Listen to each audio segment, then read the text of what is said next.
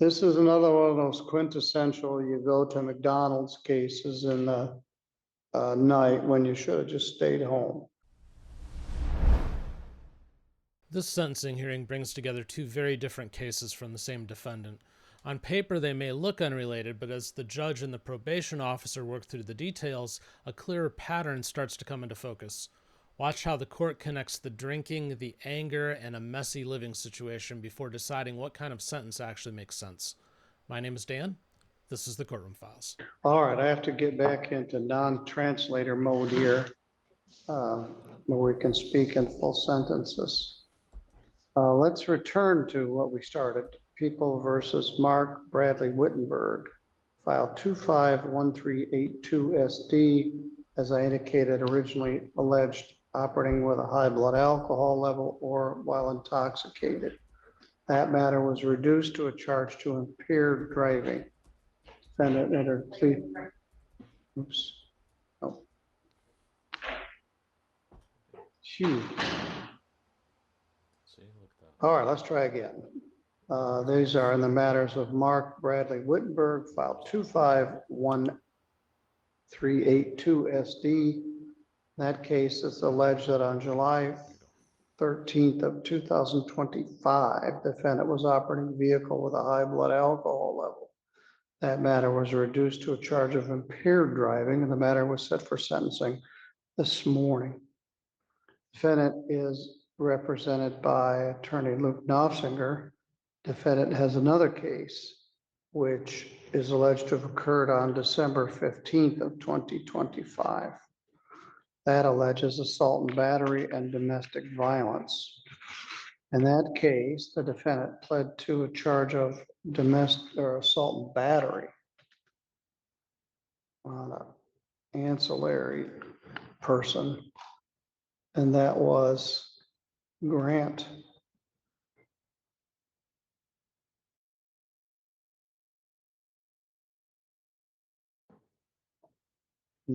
Gage Knight. Both matters were set for sentencing today. Mr. Knopfinger indicated he was going to ask for Holmes youthful trainee status in the assault case. Daniel Frazine drew the ticket for the screening and sentencing and has prepared a very good screening report in this matter. I was looking at this. I'm always distressed when it takes a long time. This took all the way from last July to June. It took 11 months to get here, and I'm not really sure why. It was originally assigned to Judge Pattison, and it got adjourned a couple of times. It was set for jury trial in January. I'm not sure what happened. At any rate, it was set for jury trial on my docket in April, and the matter was resolved and set for sentence here today. He actually entered a plea on May 11th. I'm not sure what took so long, but anyway, we're here. So let's start with the drinking driving case first. And this is helpful. Both of these are state statute cases, and Abby Stoll is here for the prosecutor's office, and she's got the big picture. Luke, what would you like me to know about? Yeah, thank you, Judge. And I can fill the court into part of the delay was investigating whether or not a medical condition could have affected the field sobriety tests. So there was a collection of medical records, so on and so forth. So that contributed to that delay. What I'd like the court to consider is a couple things that prior to this, Mr. Wittenberg, no criminal history. He's very forthcoming that alcohol was an issue. These two cases are similar in some ways. And with the, and can I address both cases at once too? Sure, that's fine. So the other one deals with a real messy breakup with his former significant other. He has since moved out. They don't have any contact. So I think it's important for the court to know that. He is a very, very responsive. He's done some of the things that have already been asked of him to do. I don't think he's going to have any problem on probation. We are asking for the Homes Youthful Training Act on the assault and battery. He is gainfully employed. In fact, he was working just hours ago, Your Honor. So it is good for him, especially the impaired driving, so that he can still go to and from his job without interruption. I do think he can complete the probation without issue. With the recommendations as they are, we would ask the court to adopt them with the allowance of the Homes Youthful Training Act on the assault and battery case. All right, let's talk about the drinking driving case first. This is another one of those quintessential, you go to McDonald's cases in the night when you should have just stayed home. Although McDonald's wasn't very far from where you were living on Main Street. But a guy in the line contends that you hit him. And I believe him more than I believe you. He got mad enough to come out and yell at you, mad enough to call the police. You're in the line. Your version is you forgot your wallet and you were going to go back home to get your wallet. So you never even got any McDonald's. At that point, last July, you were still with your girlfriend. You had had quite a bit to drink. Your blood alcohol, the PBT was a 194, and then it was higher at the actual test. It's interesting to note the police indicated that you were very cooperative, although drunk, in that circumstance. Mr. Frazine, you had an interesting discussion with the defendant. What's your position here? Well, I had talked to him about the victim impact panel, and within 2 days he called me and said, I actually told him the site. I looked up all around the phone. I said, here's the site. It's like $3 more than ours, and if you want to, because if you get on probation, we want it in person, but if you can get ahead of yourself, call me back 2 days later, boom, he did it. I thought he was very upfront. He didn't try to sugarcoat anything, which is kind of very refreshing in these kind of cases. He just said that he had basically been young and self-medicating with some depression. He had dealt with his PCP and gotten prescribed something a while back. He probably should have stayed. PCP, you're talking about his primary care provider. Yeah, sorry. Yeah, clarify that. The interesting thing I thought, and I would be inclined to believe somebody else too in the drive-thru line, but I've actually seen situations where both people are drunk in a Taco Bell or McDonald's. The police didn't really follow very well with the other guy. There was no report, and if he hit my car, I'd want an accident report and stuff. So, it's 50-50. Obviously, he should have been driving a .228 and a 208. He was very intoxicated. The accident may or may not have happened. That would kind of tip the scales as far as a presumption of fines and costs in here. But because of they're kind of paired with the domestic case, well, it ended up being pled to assault and battery. I didn't think there would be any benefit to having him on 2 probations. So my thought was just to close out the drunk driving. He already showed that he's going to listen, take charge, and follow my instructions. Like I said, he went and did the VIP within 2 days of me suggesting it. So I was recommending that we address any possible substance issues. I really think it's more of just an unhealthy coping matter. And it's also why I kind of went back and forth between anger management and DD because of his family history, being young, the DD is a little bit more intensive, but it is his first offense and he is young. So I put down anger management. I would leave it up to court to decide. I think the plea was actually to the assault and battery complainant who was not a domestic partner. Right, we can do the HYTA. Yes. And that actually, I was going to put that in. I must have forgotten to put that in. It was in my notes to recommend the HYTA for this. All right. So that's what I wrote. Abby, I tend to agree with Daniel. Had this case just been a drinking driving case, I would have put him on probation. There's a presumption that there isn't probation, but there's this fender bumper incident and he was very intoxicated. and he needs some services. But I agree with Daniel, there's no sense to have two probations. And we're gonna do the probation in the assault and battery. Domestic violence has a specific statutory provision that allows the cases to be deferred. Assault and battery does not, which is why your counsel is asking for a special probation status in that case. Abby, I gave you the last word today. I guess I'll give the defendant the last word, but do you have anything that you wish me to know? Your Honor, I believe that the recommendation in the OWI case is appropriate. Unfortunately, we didn't get any victim input from either victims in the assault case. I understand though that the defendant is young, and I believe and appreciate that he's trying to learn from his mistakes and turn his life around, so to speak.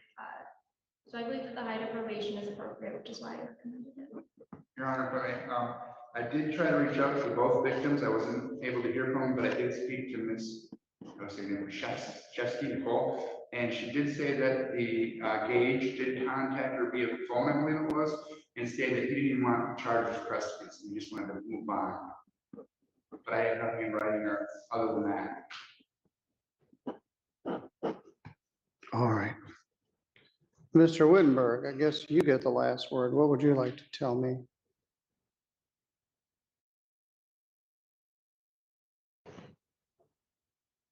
You don't have to say anything if you don't want to, but both your lawyer and your probation officer were impressed with your ownness.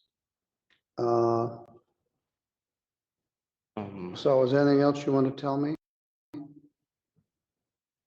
Say I'm very motivated to move forward and put that past and be better from my mistakes that I made. Where are you working? Display pack in Cedar Springs. Yeah, I saw that in the report. What do they do? We make plastic containers for Meyer and different companies. Where is Cedar Springs?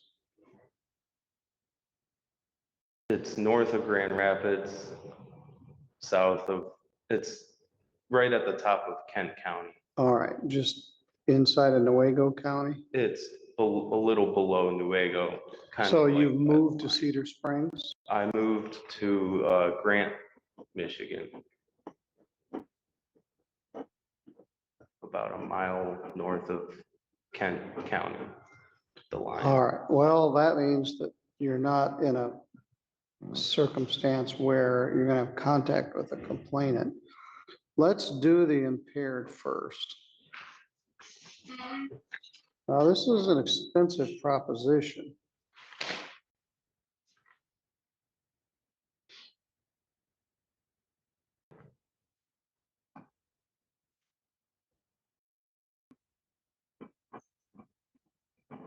This happened a year ago. I'm gonna do, normally I might have done something different, but I'm attaching this to the other case. So 1 day jail credit, 1 day. There's no probation in this case. There is a $300 fine and $125 of minimum costs, which is $425. We'll make it due as part of probation.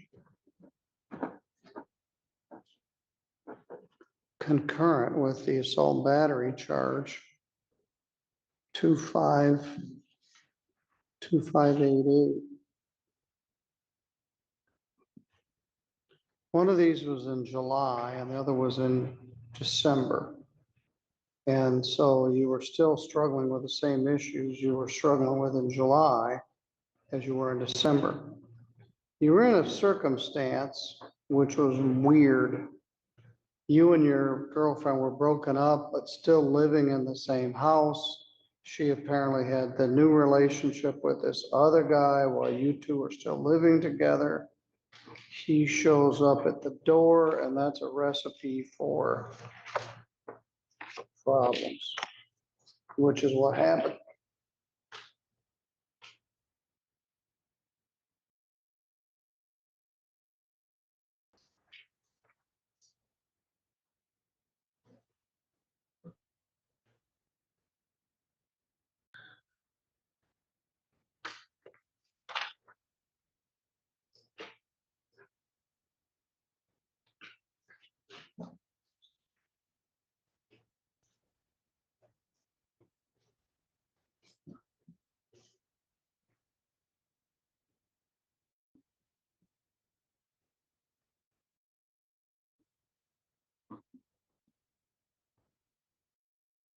In the assault and battery case,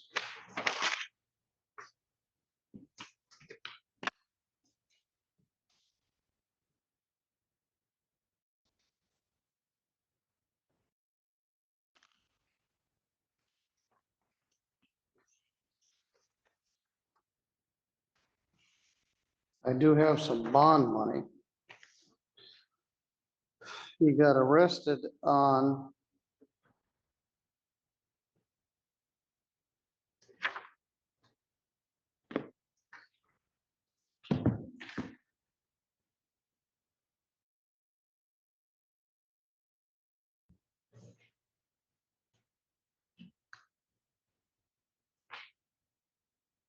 There should be a 2-day credit, Your Honor, not a 1 day.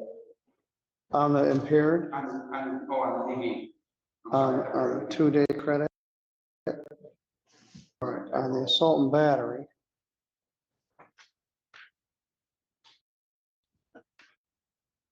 I have 1 day to do it, Your Honor.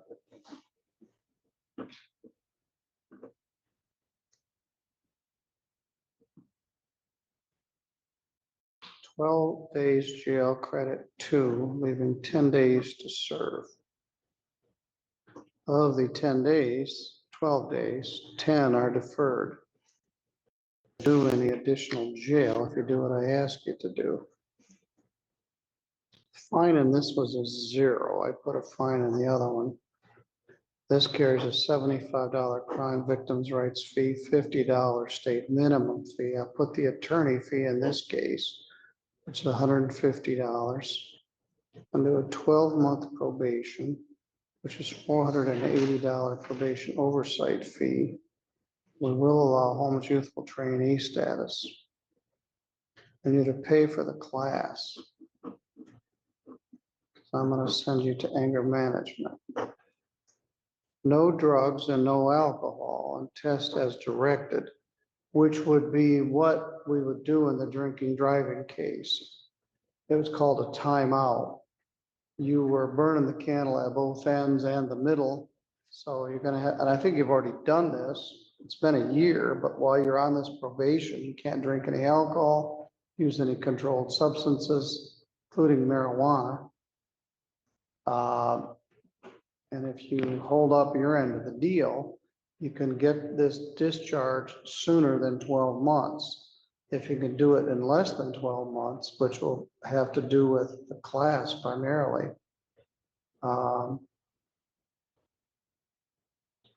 You can save $40 a month for each month you get done sooner. Do you have family up near where you live? I'm living with my aunt, Your Honor. That's what he said in the report. So how'd you end up going up there? I just talked to her about it, said it would be better for me to get out of sort of the environment that I've been in. Sometimes that's a great plan. Sometimes you take your problems with you. You're working third shift. That's not much fun. That's hard to get in trouble when you're working third shift. You're either working or sleeping. But I think you can do this probation even though you're residing in that other county. I want you to go with Daniel. Now, he may be able to do this course online. And Well, you, I think we already talked about that. There's not meetings up there. all right, we'll work on that. All right, Mr. Wittenberg, do you have any questions? No, Your Honor. All right, this is a combination of a assault and battery and OUIL, and I think we got all the conditions we need in the case you're on probation on. The impaired will stay on your record. That's not part of the home's probation. Will restrict your license, which is better than suspending it. That was actually a pretty generous plea offer considering how high your blood alcohol level was. So a year's passed. I think we're in a better place than we were last July, even last December. You go with Daniel and he'll get you plugged into what you need to do to complete this probation. Thank you, Your Honor. Thank you, Andy. So the cases were very different, but the pattern wasn't hard to see once the judge started putting the pieces together. The question is whether probation with those conditions can actually address what's driving this. But let me know how you see it down in the comments. And if you enjoyed this video, do me a favor and check out one of the two that's on your screen right now. Thank you for watching.